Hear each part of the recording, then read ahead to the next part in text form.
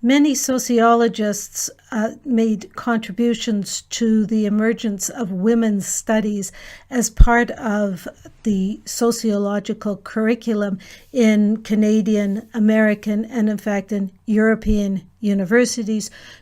starting during the 1960s, but certainly in the 70s and the 80s. But despite the rise of women's studies within some university systems, the struggle against patriarchy and male domination has a much longer history, took place long before feminists were able to establish women as an important object of studies within the social sciences.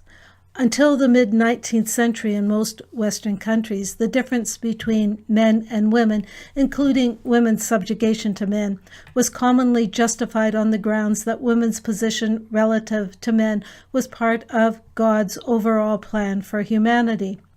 Feminism as an approach to scholarship really appeared in Canadian universities in the 1970s as a response to the women's liberation movement already underway since the 1960s in the United States. Despite having been dismissed by male sociologists, feminist scholars by the late 1960s and early 1970s had begun to pursue the question of whether or not biological differences between males and females resulted naturally in social, psychological, and behavioral differences.